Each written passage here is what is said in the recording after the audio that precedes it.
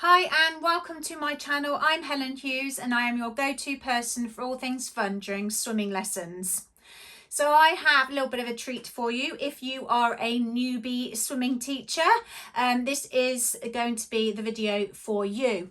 I actually do have a little bit of some documents, if you like, or some tick sheets, or a go-to guide, basically, that you can have free, which will be in the description below, that you can print off and have if you are newly qualified, or if you are coming back to swimming lessons after a little bit of a break. This will just give you a little bit of some guidance, if you like, as to what really some questions to ask after you've had your interview and they have the facility that you're at or the swim school that you are now teaching for. These are some questions that I'd really advise for you to get the information before you start your swimming lessons, because there is, it's really tricky. You're really nervous. You've just finished your qualification and you're ready into the big wide world now of swimming. And, it could be potentially feeling quite overwhelming. You probably don't feel as though you're prepared enough, or you don't really know what to expect. And that is understandable. Even myself, after all these years of teaching swimming, if I am teaching at a new place, or if I'm teaching a new group of swimmers and new parents are coming on board, then, I too feel nervous and, but that's a good thing, because that means that you care. So going through my go-to guide, your go-to guides, there are, I would advise, a number of questions to ask. And I'm going to go through these questions just so you are familiar with what why I recommend that you ask these questions. And the main question really is that you must have the information of what groups you'll be teaching for your first shift. And the reason why you need to know that is because, in your mindset, you don't know whether or not, they've planned for you to get in with preschoolers or even younger swimmers. Or it could be that you're in with really advanced swimmers. And, there is a lot of difference between the spectrum of those swimmers, of ages and then abilities. So, it really is a must that you have this information before you even turn up poolside. And actually be confident in telling them and saying to them, look, I don't really want to be teaching my first lesson without knowing this information. If they can't give you that information, then there's something that maybe that they're needing to rearrange things and they need to let you know. Or, maybe they also, you could ask for another swimming teacher to take that session first and you are in assisting if they don't. If they can't tell you what that is. So I would not go into any groups or any shift that you'll be starting blind, because it's just not setting yourself up for first impressions. And also, it's not fair on the children either if they don't know, if you're not sort of equipped, if you like, before and during that lesson. So make sure, and it's, having the information of knowing if there's any special requirements that are needed for that lesson. So you might have a different, have a couple of children in that specific group where they may have autism, or they may have challenging behaviours that have, the facility has been made aware that is, or it could be that they are highly anxious, or they have never had swimming lessons before and they just wanting to let you know. And there's lots of different sort of reasons as to why a parent would need to let the facility know, because that again means that you are equipped and that you can set yourself up for success right from the beginning. So they may have, I had one swimmer when I first started in the facility that I was at before, where they didn't relay the information that the child actually had a slight impairment of their vision. So with regards to, you know, spotting toys, or reaching for the wall, or needing help if they need to with their hands, they couldn't quite see enough in order to you know, which was a little bit of a hindrance to them. So me knowing that, I was able to accommodate for that swimmer. And there's lots of other variations, I'm sure, but just make sure that you ask that too. Then the other thing really is that what tools do I have in order to facilitate my lessons? Do I need certain equipment? Do the swimmers need noodles? Do we not use noodles? Do they have any training aids that they use that they need throughout the lessons? Highly not recommend armbands at the orca, but that's a different video. But you know, what other things do you have there? They may have a bucket of toys, or they may have a bucket of balls or something, diving sticks, something that may be a generic go-to to have, that they have in their store cupboard or swimming cupboard. They might have floats that they'd rather use. So again, find that out, so you have then in your mind before the lesson that you know you're going to be using A, B or C, or all of them, or whatever. You know, are they all accessible to you? Because if you're sharing a pool or you're sharing the lane, you know, what's available to you as a teacher, or what's available to you all as teachers when you are going through your shift. Then where are you teaching? So what space is allocated to you? You might have a really small area. So if you know it's a small area, you're able to then visualize and think, because hopefully you've had a tour of the pool of where you actually be in the water and teaching. So hopefully you have a visual of what the pool is. And if they say you've got half a lane that's closer to the wall, or it's closer to this side, or at least you can have that visualization as to where you'll be and positioned in the pool. Am I in the water, or am I poolside? These again are also questions, because you need to be dressed appropriately. And also, again, in your mindset, knowing where do I position myself in the water to be able to make sure that all the swimmers are safe. So make sure you ask how much space you have and where you'll be located. There's nothing worse than walking poolside and the other swimming teachers, A, don't know you're starting, B, they're just in the zone maybe for their own lessons, and they don't know anything else about what, and you know, nothing else is going on but only in their world. So you know, they might actually say, well, I don't know, and you don't really, again, you don't want to be going in and fumbling and rushing and not knowing where you are and where the parents will be walking poolside, where they'll be dropping the children off.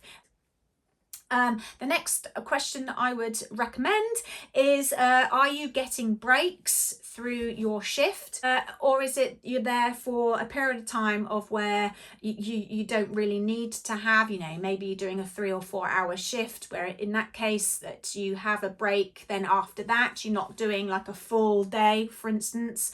And if they are saying that you don't have any breaks and you've got really long shift, then again, stand up for yourself and to say that actually that's wrong. I'm sure it's against the law in order to do that, so just check the legality of that if they are saying that you have no breaks.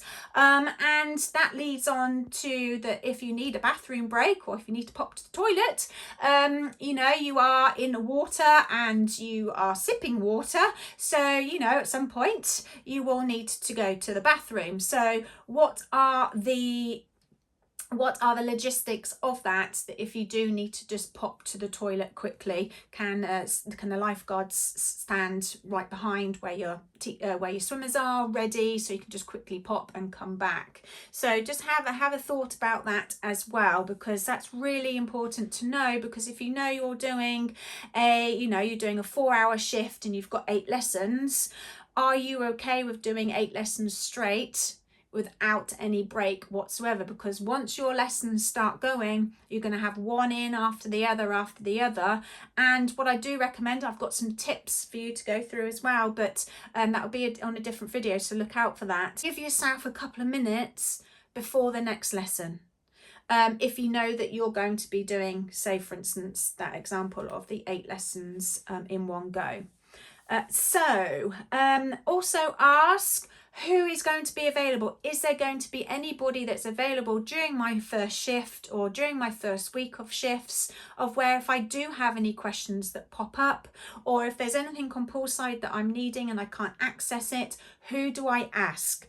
And it's really important that you do know of who to ask, because I don't want you to feel that, you know, you're on your own, and you shouldn't be felt as if you're on your own, or you shouldn't have been left on your own by your supervisor. It's their responsibility to make sure you have all this information. And if you don't, if they're not providing it, then go to somebody either that's been there for quite a while and they seem personable and that you can trust the fact they'll give you the right information, or go higher, go to their supervisor or to your manager, of where they can then make sure that your supervisor is passing on that information.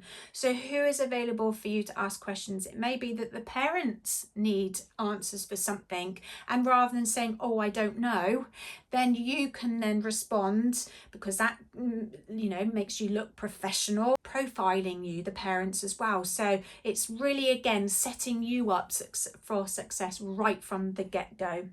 And do you have your uniform? You know, are you wearing a certain t-shirt in the water? Do they require you to wear certain shorts? Do you have a wetsuit? Is it something that you need to be, if it's something specific but they don't have it for you yet, or it hasn't turned up? That's happened to me before. A plain white t-shirt, or you might see the other teachers were plain black or something. So you just, so that if they don't have it available for you, you know that you've got something with you, so that you can cover that just in case. But they should provide you with your uniform before, and make sure you maybe ask that at the interview, is that will you be providing me with the uniform before I start? And this will make you look really good as well for your interview, or during your interview. So the next question I have is, are you having to provide a scheme of work and lesson plans, or are they providing them? And if they are providing them, make sure you look through them before your lessons start, so that if you have any questions about those schemes of work, so scheme of work is over a period of, say, a term, or it could be yearly, or however much they have done in that particular time. But again, make sure you ask those questions for that information, because if they're expecting you to do it, then again, you can be prepared and go and research. And of course, the swim education resources that I provide, you can come and find that information ready for your first lesson, and just so you're ready for that first week, and you can plan for that first week at least, and then you can then carry on from there afterwards. But asking them, are they providing that these schemes of work and lesson plans?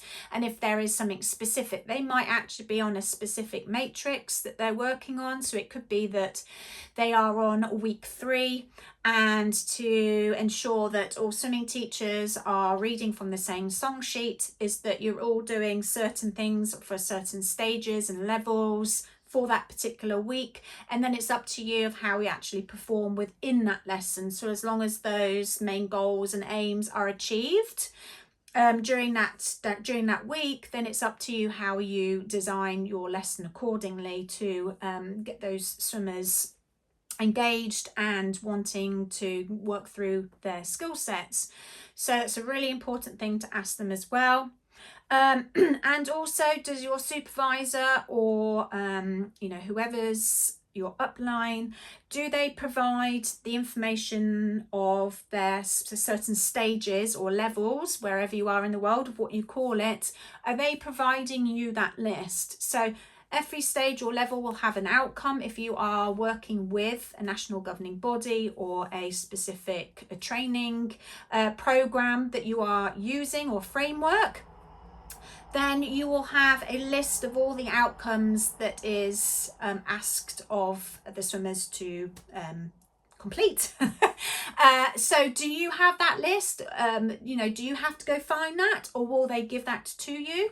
And will they be filled in with the names of the children that are in that specific group, or will you use the registers in order to fill that information out? Because it's really good practice to make sure that you take notes for each swimmer as and when you can, to see whether or not they are doing it. Because last thing that you really want to be doing is doing what I recommend not to do this, but of course it depends on what your facility and centre is asking you to do. But you know, you actually want to be having more of an ongoing assessment for the children, as opposed to saying, right, today's assessment day and you need to be doing this, this, this, this, and this. So again, having that information and knowing what each child is required to do, then you can do a little bit of a tick box to say that little Johnny has completed that, and therefore we can just keep practicing on it, or that's something that we need to work on. So if any of the parents ask you, how is Johnny doing, then you can say, oh, let me just refer to my notes, and I can give you that proper information without me trying without you trying to have to remember, oh my goodness, which one's little Johnny. You can, you know, make sure you can go down the list to be able to get give them that information. All right, so it's again really helpful to ask that question, because you don't want to be turning up poolside without that information either. Of course, the other important information is your registers. So where do you go and get those? Is there a certain place that you have to go and pick them up?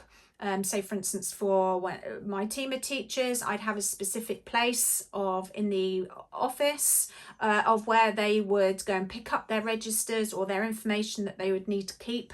Need to keep on site due to GDPR, and obviously for personal reasonings, is not my personal, but their personal information. You can't take that away with you. Or it was that we ended up having to have printed registers every lesson, so the receptionists would have that ready for me or our teachers, so you would go and pick them up from there. So where do you get again that information, and how are they asking for you to record that information? So it could be that you've been now teaching, you've taken over from another swimming instructor for that particular group, and they have provided you with a swimming lesson with the register for you to know that little Johnny actually has missed the last 3 lessons and he's actually now turned up today. And if the parent says something, then you can say, well, actually looking back on the register, you haven't been here for 3 weeks, so I just need to take a couple of weeks for little Johnny to get into the groove of lessons again, and then I can provide you with some more feedback. So you again are prepared and you are armoured. You're armed with all this information right from the get-go. There is nothing worse, I promise you, of just turning up and just winging it, because it's not good for you, it's not good for the swimmers, not great for the parents, and also professional for even the centre or swim school that you are swimming for. So all in all, it's really great. And also I would ask the last question is that will lifeguards be present during the lesson? Because if you have non-swimmers and you are either in the pool or even poolside, you'll need to have an extra set of eyes to be with you and support you during the lesson. And if you don't, then you must have an assistant with you in the water for non-swimmers. And I would ask them, if they don't provide that, why are they not providing it? And be strong about that, because it is all about layers of protection. If they are true non-beginners and they are in with you and you have a large group of them, you need to have that support for safety. So please stand your ground for that for sure. So I hope you enjoyed those questions, and the next video will all be about what sort of things do you need in order to prepare yourself for your first time of teaching. Write in the comments below if you have any other questions that you think might be useful.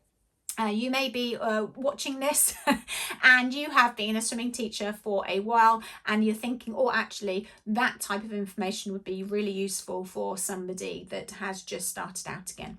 See you in the next video.